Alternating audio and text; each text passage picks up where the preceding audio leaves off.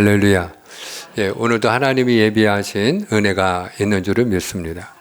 저는 오늘 이 시간에 영적 예배를 드리라 하는 제목으로 은혜를 나누고자 합니다. 우리 한번 따라하겠습니다. 영적 예배를 드리라. 영적 예배를 드리라. 아멘. 오늘 우리가 로마서 12장 1절과 2절을 보았는데요. 로마서는 전부 16장으로 이루어져 있습니다. 그런데 이 로마서를 크게 둘로 나누어 보게 되면 로마서 1장에서 11장까지가 전반부, 그리고 12장, 오늘 말씀부터 16장 마지막 장까지가 이제 후반부다. 이렇게 둘로 나뉘어 우리가 볼 수 있습니다. 그러면 이 앞부분 로마서 1장에서 11장까지는 교리편이라고 할 수 있는데 우리에게 중요한 교리를 가르치고 있습니다. 그럼 우리에게 가르치는 그 교리가 뭐냐? 이 교리하면 우리가 어떤 선입견이 있어요. 좀 딱딱하고 재미없고 어떤 지식적이고, 그게 아니고요. 여기서 말하는 교리는 복음 중에 복음이에요. 그러면 로마서 1장에서 11장이 우리에게 들려주는 복음이 뭐냐? 우리는 죄인이라는 거예요. 의인은 없나니 하나도 없다 하시고, 또 모든 사람이 죄를 범하였음에 하나님의 영광에 이르지 못하였다 말씀을 합니다. 우리는 죄인이라는 거예요. 그러면 그 죄의 문제를 해결해야 천국에 가겠죠. 그런데 그 죄의 문제를 우리의 행함이나 우리의 노력으로는 해결할 수 없다는 것입니다. 그래서 하나님이 하신 일이 있다라는 거예요. 그게 바로 복음이에요. 하나님이 우리를 위하여 하나님의 아들 예수님을 보내주셨습니다. 그래서 예수님이 저와 여러분의 죄를 대신하여 죽으셨어요. 그것이 로마서 5장 8절이에요. 우리가 아직 죄인 되었을 때 그리스도께서 우리를 위하여 죽으심으로 하나님께서 우리에 대한 자기의 사랑을 확증하셨느니라. 우리가 죄 가운데 있을 때 그리스도께서 우리 죄를 대신하여 죽으셨어요. 그리하여 구원의 길을 열어놓으셨습니다. 그러므로 누구든지 주 예수를 믿기만 하면 주의 이름을 부르는 자는 구원을 얻으리라. 이것이 로마서 1장에서 11장까지 우리에게 들려주시는 핵심 메시지입니다. 이것을 한 문장으로 요약해라. 그러면 오직 믿음으로 구원받는다 하는 것이에요. 한번 따라합시다. 오직 믿음으로 구원받습니다. 오직 믿음으로 구원받습니다. 아멘. 누구든지입니다. 누구든지 오직 주 예수님을 믿기만 하면, 내가 만일 예수를 주로 신하고 또 하나님이 그를 죽은 자 가운데서 살리신 것을 네 마음에 믿으면 구원을 얻으리라 하신 것처럼, 주의 이름을 부르는 자마다 구원을 얻으리라 하신 것처럼, 누구든지 주 예수님을 믿기만 하면 구원을 받습니다. 이것이 로마서 1장에서 11장까지 우리에게 들려주신 핵심 메시지입니다. 그러면 오늘 로마서 12장 1절, 2절을 우리가 읽었는데 12장부터 그 나머지 마지막 장까지 우리에게 들려주는 메시지는 뭐냐? 구원받은 그리스도인으로서 그러면 우리가 어떻게 살아야 되느냐? 생활편이다. 이렇게 이야기할 수 있어요. 1장에서 11장은 교리편이라면 12장 이하는 생활편이다. 구원받은 그리스도인이라면 그럼 우리가 어떻게 생활을 해야 되느냐 하는 걸 우리에게 말씀해 주고 계셔요. 자, 그러면 오늘 1절 말씀, 우리가 어떻게 말씀하는지, 어떤 삶을 살아야 된다고 가르치는지 우리가 함께 읽어보겠습니다. 자, 1절을 함께 읽습니다. 그러므로 시작. 그러므로 형제들아, 내가 하나님의 모든 자비하심으로 너희를 권하노니 너희 몸을 하나님이 기뻐하시는 거룩한 산 제물로 드리라. 이는 너희가 드릴 영적 예배니라. 아멘. 아멘, 아멘. 너희 몸을 하나님이 기뻐하시는 거룩한 산 제물로 드리라. 이것이 너희가 드릴 영적 예배이니라. 한마디로 말하면 영적 예배를 드리라 하는 것이요. 한 번 더 따라하겠습니다. 영적 예배를 드리라. 구원받은 하나님의 자녀라면 우리가 어떤 삶을 살아야 된다고요? 영적 예배를 드리는 자가 되어야 한다는 것이죠. 그러면 여러분, 여기서 우리가 무엇을 보아야 되느냐면, 하나님은 우리에게서 예배를 원하시는구나 하는 걸 빨리 깨달아야 돼요. 하나님이 우리를 지으신 목적이 있어요. 이사야 43장 21절에 보면은 이 백성은 내가 나를 위하여 지었나니 나의 찬송을 부르게 하려 함이니라 말씀해 줍니다. 하나님이 저와 여러분을 이 땅에 왜 지어서 내보내셨다고요? 오늘 우리가 살고 있는 목적이 무엇이라고요? 하나님을 찬양하고 하나님을 영화롭게 하기 위함이에요. 할렐루야. 하나님은 오늘 저와 여러분을 통해 영광 받기를 원하는 줄로 믿으시면 아멘입니다. 한번 따라합니다. 하나님은 나를 통하여 영광 받기를 원하십니다. 그게 바로 예배입니다. 그래서 하나님이 어떤 사람을 찾으시느냐? 예배하는 자를 찾으셔요. 우리가 예배를 드릴 때마다 늘 묵상하는 말씀, 요한복음 4장 23절, 24절. 아버지께 참으로 예배하는 자들은 영과 진리로 예배할 때가 원하니 곧 이때라. 아버지께서는 이렇게 자기에게 예배하는 자들을 찾으시느니라. 예배하는 자들을 찾으시느니라. 하나님은 영이시니 예배하는 자가 영과 진리로 예배할지니라. 그러므로 하나님이 예배하는 자를 찾으시고 예배하는 자를 통해 영광 받기를 원하시기 때문에 우리가 드려야 될 예배가 어떤 예배라는 거예요? 영적인 예배라는 거예요. 그러면 그 영적인 예배가 어떤 예배냐?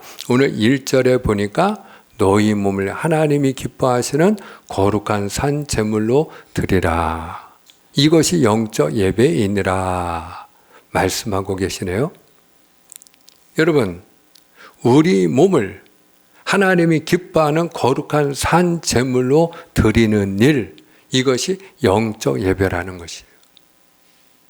무엇을 하나님 앞에 제물로 드려요? 우리 몸을. 나의 몸을 하나님 앞에 제물로 드려야 된다는 거예요. 그런데 하나님 앞에 우리 몸을 제물로 드릴 때 하나님이 기뻐하시는 제물은 어떤 제물이라고요? 거룩한 산 제물이에요. 따라합시다. 거룩한 산 제물. 거룩한 산 제물. 그 제물을 하나님이 기뻐 받으신다 이 말이죠. 구약에 보면은 하나님 앞에 제사를 드릴 때 제물을 바치죠. 제사를 드릴 때는 반드시 무엇이 있어야 되느냐? 제물이 있어야 돼요. 그런데 하나님 앞에 제물을 드릴 때 그 제물은 두 가지 중요한 원칙을 지켜야 돼요. 첫 번째, 살아있는 제물이어야 합니다. 죽어있는 제물 안 돼요. 아무리 그 제물이 비싼 송아지라 할지라도 죽어있는 송아지는 하나님이 받지 않으십니다. 우리나라도 제사 문화가 있잖아요. 제사상을 차리면 고기 반찬도 올라가지 않습니까? 근데 하나님 앞에 드리는 제사는 고기 반찬 아닙니다. 죽어있는 고기 안 돼요. 요리해서 안 돼요. 하나님 앞에 드리는 제물은 살아있는 제물이어야 합니다. 비록 비둘기 한 마리를 드린다 할지라도, 지극히 작은 제물이라 할지라도 살아있는 제물을 드려야 됩니다. 두 번째 중요한 특징이 있는데, 흠이 없는 제물이어야 합니다. 흠이 없어야 합니다. 레위기 22장 20절 말씀 우리 한번 같이 확인합시다. 자, 흠 있는 것은 시작. 흠 있는 것은 무엇이나 너희가 드리지 말 것은 그것이 기쁘게 받으심이 되지 못할 것임이니라. 아멘. 흠 있는 거 드리지 말라는 거예요. 아무리 비싸고 가치가 있는 송아지라 할지라도 어딘가 상함이 있거나 찢어졌거나 흠이 있다면 안 된다는 거예요. 하나님이 받지 않으세요. 흠이 없어야 된다는 것이죠. 자, 그러면 여러분, 우리 몸을 거룩한 산 제물로 드린다고 할 때, 우리 몸을 거룩한 산 제물로 드린다는 건 무엇을 이야기하는 것일까요?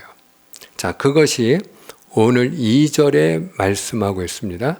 자, 오늘 2절 말씀 우리 함께 읽어요. 너희는 시작. 너희는 이 세대를 본받지 말고 오직 마음을 새롭게 함으로 변화를 받아 하나님의 선하시고 기뻐하시고 온전하신 뜻이 무엇인지 분별하도록 하라. 아멘, 아멘.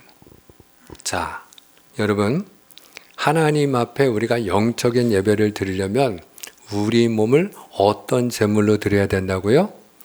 거룩한 산 제물.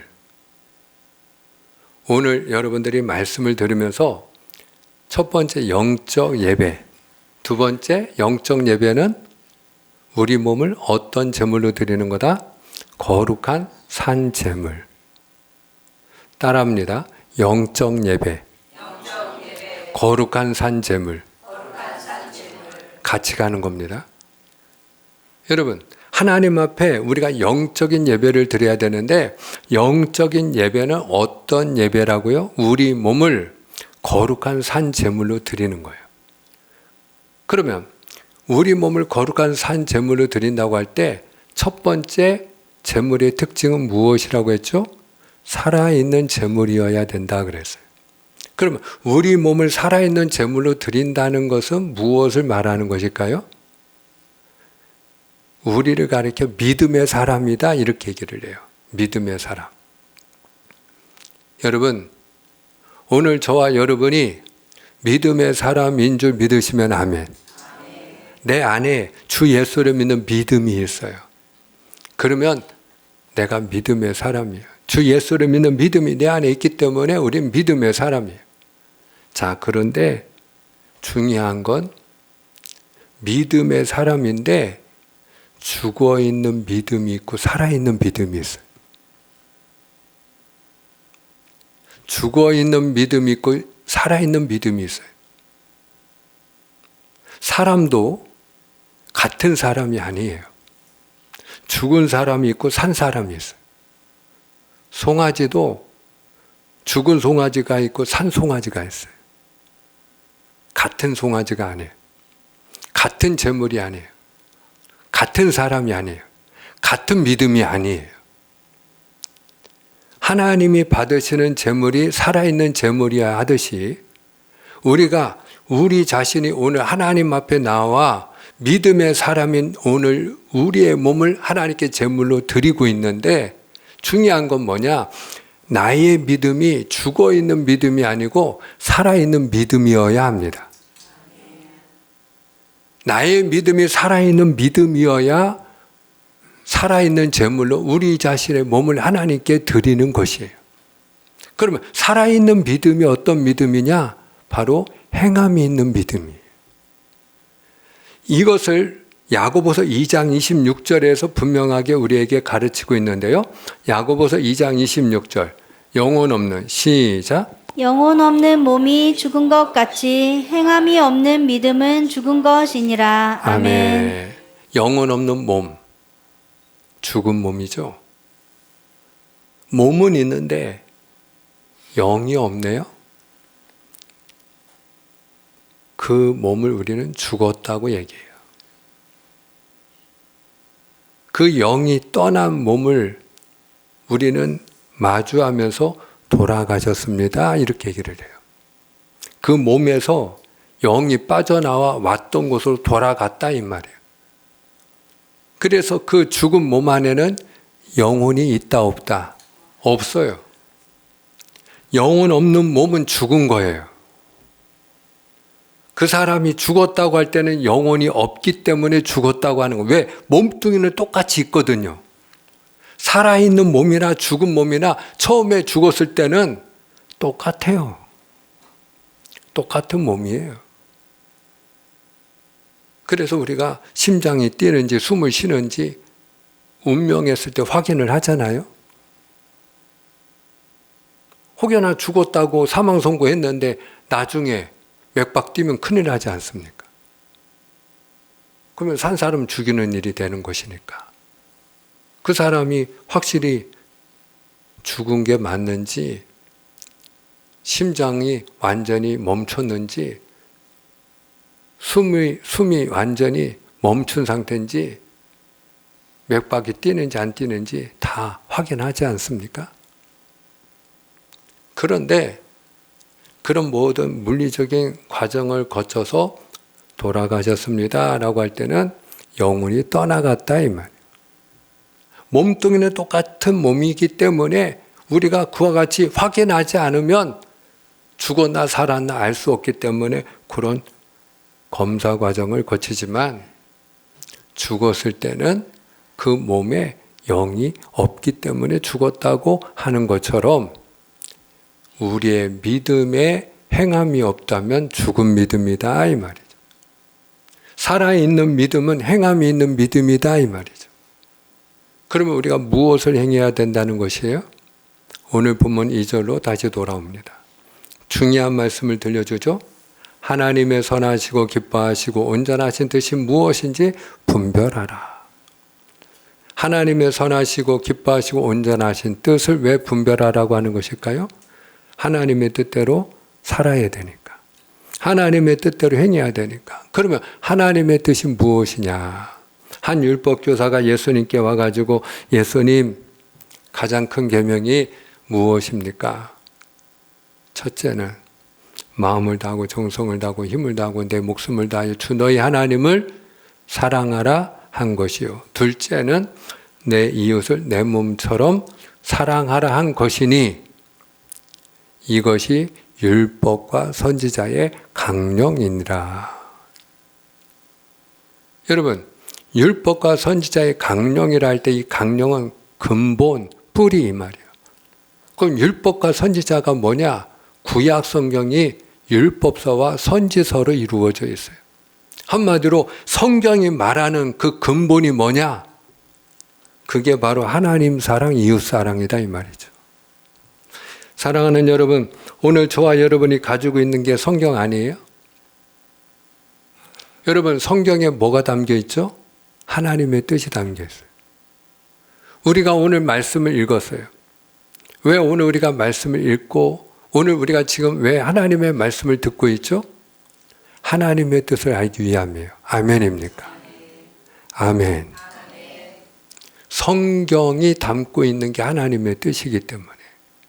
그런데 그 하나님의 뜻이 무엇이라고요? 예수님이 크게 두 가지로 말씀을 하셨어요. 첫 번째가 하나님을 사랑하라. 두 번째가 이웃을 사랑하라. 하나님 사랑, 이웃 사랑이에요. 그런데 하나님을 사랑하는 것이 행함으로 나타나는 게 무엇입니까? 그게 예배입니다. 내가 오늘 하나님을 사랑하기 때문에 예배 자리에 앉아 있는 분은 아멘입니다. 하나님을 사랑하기 때문에 예배를 드리는 거예요. 하나님을 사랑하는 마음이 없으면 아무리 주일이 되고 아무리 예배는 드려야 된다고 해도 못 드려요. 안 드리는 게 아니에요. 귀찮아서 안 드리는 게 아니에요. 시간이 없어 안 드리는 게 아니에요. 하나님을 사랑하는 마음이 없으면 못 드려요.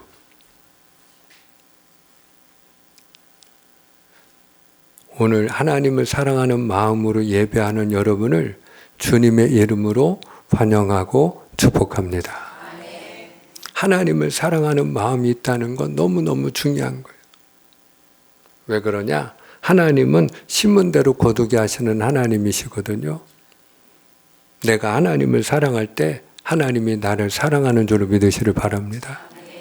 내가 하나님을 가까이 할 때 그분이 나를 가까이 하는 줄로 믿으시를 축원합니다. 그래서 하나님을 가까이 하라. 그러면 너희를 가까이 하시리라. 분명히 말씀하고 있죠. 구할 때 주신다고 말씀하고 있고. 무슨 얘기예요? 심어야 거둔다는 얘기죠. 내 안에 하나님을 사랑하는 마음이 있다는 건 축복인 줄로 믿습니다. 그 하나님을 사랑하는 마음이 있을 때 무엇이 행함으로 나타난다? 예배로. 그럼 이웃을 사랑하는 마음은 어떻게 나타날까요? 섬김으로 나타나는 것이. 예수님이 그래서 인자가 온 것은 섬김을 받으려 함이 아니라 도리어 섬기려 하고 자기 목숨을 많은 사람의 대속물로 주려 함이니라. 예수님이 오신 목적이 섬김을 받기 위함이 아니고 섬기러 오셨다는 거예요. 우리가 열심히 공부하고 땀 흘려 수고하고 일을 하고 돈을 버는 목적은 섬김을 받기 위함이죠. 높은 자리에 올라가서 더 좋은 자리에 가서 더 많은 돈을 벌면 대접을 받고 섬김을 받기 때문이죠. 근데 주님이 이 땅에 하나님의 아들이 내려오신 목적은 뭐냐? 섬기기 위함이라는 거예요.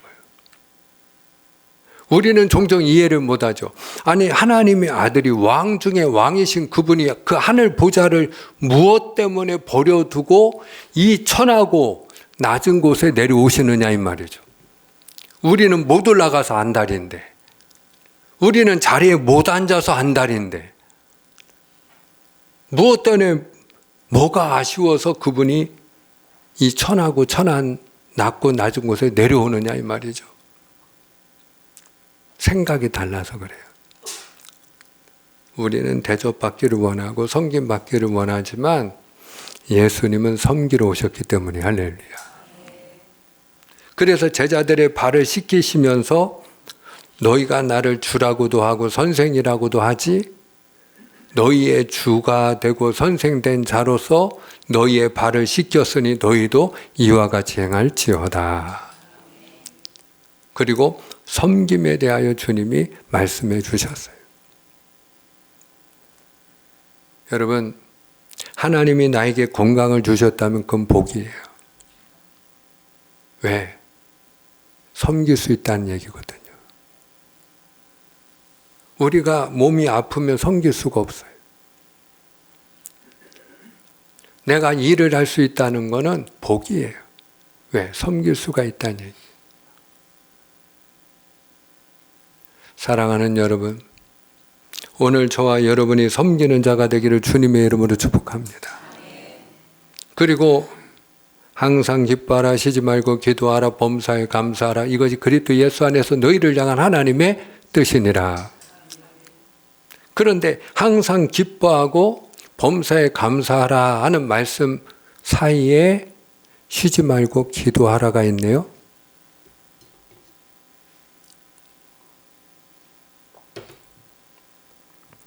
여러분, 여기에 하나님의 신비한 섭리가 있어요. 왜 그러냐? 우리가 쉬지 않고 기도할 때 항상 기뻐하고 모든 일에 감사할 수 있기 때문이에요. 여러분, 우리가 쉬지 않고 잘하는 일이 있어요. 기도가 아니고요. 염려하는 일이에요. 걱정하는 일이에요. 근심하는 일이에요. 원망하는 일이에요. 불평하는 일이에요. 쉬지 않고 우리가 그 일을 하거든요.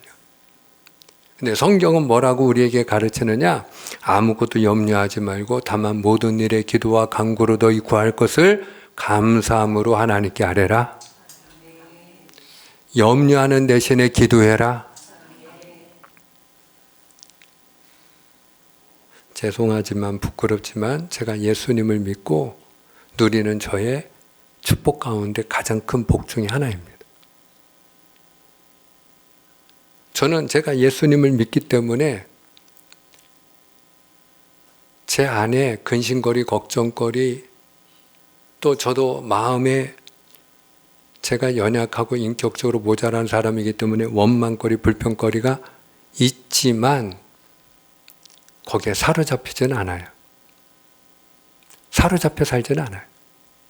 걱정하며 살지는 않아요. 원망하며 살지는 않아요. 대신에 기도를 하죠. 하나님 앞에 그 근심거리, 염려거리, 원망거리, 불평거리 하나님 앞에 십자가 앞에 내려놓고 대신 기도할 때 기뻐하고 감사할 수 있는 줄 믿으시길 바랍니다. 그렇게 살라는 거예요. 그게 하나님의 뜻대로 사는 일인 줄로 믿으시길 바랍니다. 그 믿음을 가진 사람이 살아있는 믿음을 가진 사람. 예수님을 믿는다고 하면서 쉬지 않고 걱정하고 쉬지 않고 원망하고. 여러분, 그렇다면 살아있는 믿음인지를 확인해 보셔야 돼요. 두 번째로 어떤 제물이어야 돼요? 거룩한 제물이어야 돼요. 거룩한 제물은 흠이 없어야 된다고 했어요. 그 거룩한 제물, 흠이 없는 제물이 어떤 것이냐? 여러분, 오늘 2절 말씀해 보니까 너희는 이 세대를 본받지 말라 말씀하네요. 한마디로 우리의 믿음이 이 세대를 본받지 않는 믿음이 될 때 오늘 우리 몸을 거룩한 제물로 하나님 앞에 드리는 줄로 믿습니다. 네. 그럼 이 세대가 어떤 세대냐? 알아야 본받지 않겠죠? 우리가 이 세대 가운데 사니까, 우리가 살고 있는 세대이니까 너무나도 우리가 잘 알겠지요. 얘기할 거 없겠죠. 그런데 우리가 아는 것 같지만 성경이 이 세대의 특징을 이야기하고 있는데 성경이 어떻게 말씀하는지 확인을 하면 좀 더 우리가 어떻게 살아야 될지가 보여요. 자, 디모데전서 3장, 디모데후서이네요. 디모데후서 3장 2절입니다. 자, 함께 읽어요. 시작. 사람들이 자기를 사랑하며 돈을 사랑하며 자랑하며 교만하며 비방하며 부모를 거역하며 감사하지 아니하며 거룩하지 아니하며. 아멘. 아멘. 이 세대의 특징이에요. 첫 번째, 자기를 사랑한다. 이기주의를 말하는 거죠. 점점 이기주의가 극단으로 치달아가고 있죠. 얼마 전에 천안에서 층간소음으로 인해서 윗집에서 주방 공사를 하는 소리가 시끄럽다고 쫓아 올라가서 그 70대 이웃 주민을 흉기로 찔렀죠. 관리사무소로 도망가니까 차로 들이받고 문 부수고 들어가서 결국은 죽였어요. 왜? 나를 시끄럽게 하냐 이거예요. 극단적인 이기주의죠. 며칠 안 됐어요. 지난 목요일이죠. 용인에서 한 40대 남자가 아파트에서 투신했는데 그 사람 주머니에 열쇠가 있어서 그 열쇠를 가지고 차를 열어보니까 거기 9살 된 아들이 죽어 있었어요. 아들을 죽이고 자기가 뛰어내린 거예요. 왜 그랬나 물어보니까 주변 가족들의 이야기가 주식 투자해서 2억을 잃었다라는 거예요. 죽고 싶으니까 자기 아들 죽이고 자기가 죽은 거예요. 극단적인 이기주의죠. 아무리 죽고 싶어도 살고 싶은 생각이 들지 않고 이 세상에 대한 미련이 0.001%가 없다 할지라도 어린 자식이 있으면 그 자식 생각해서라도 내가 어떻게든 살려고 힘써야 되지 않겠습니까? 자기가 죽고 싶다고 멀쩡한 자기 자녀까지 죽이고 죽는 자기밖에 모르는 아주 극단적인 이기주의죠. 지금 그런 세상으로 가고 있어요. 돈을 사랑하며 여동생이 뇌출혈로 쓰러졌어요. 혼수 상태에 빠졌어요. 식물인간이 됐어요. 근데 그 여동생이 결혼했다가 이혼을 했는지 혼자 살고 어린 자녀가 있어요. 그러면 형제가 어떻게 해야 될까요? 여러분, 도와주지는 못할 망정 혼수 상태에 빠진 여동생의 보험금을 빼돌리고 예금을 빼돌리고 심지어는 그 여동생의 이름을 도용해가지고 대출까지 받았어요. 그러면 그 여동생 이름으로 빚진 거면 누가 그거 갚아야 돼요? 자식 아닙니까? 돈을 사랑해서 수단 방법을 가리지 않는 거예요. 얼마 전에 여러분 캄보디아에서 우리 한국 대학생 피살돼 가지고 온 나라가 뒤집어진 적이 있죠. 왜 이런 일이 생겼죠? 알고 봤더니 그 죽은 아이가 선배로부터 소개받고 팔려간 거예요. 자기 대학 선배가 후배한테, 자기 아는 후배한테 속여가지고 돈 때문에 캄보디아 조직범죄단에 팔아넘긴 거예요. 돈을 사랑하는 마음 때문에 부모도 없고 형제도 없고 친구도 없는 거죠. 이 세대의 모습이. 부모를 거역하며, 부모를 단지 거역만 하나요? 무시하고 심지어는 손을 대는 자식들이 점점 늘어나고 있어요. 얼마 전에 119에 어머님이 숨을 안 쉰다고 신고가 들어와 가지고, 그래서 그 노모를 병원으로 이송했더니 온몸에 멍자국이에요. 신고한 그 남매, 그 집에 있는 남매를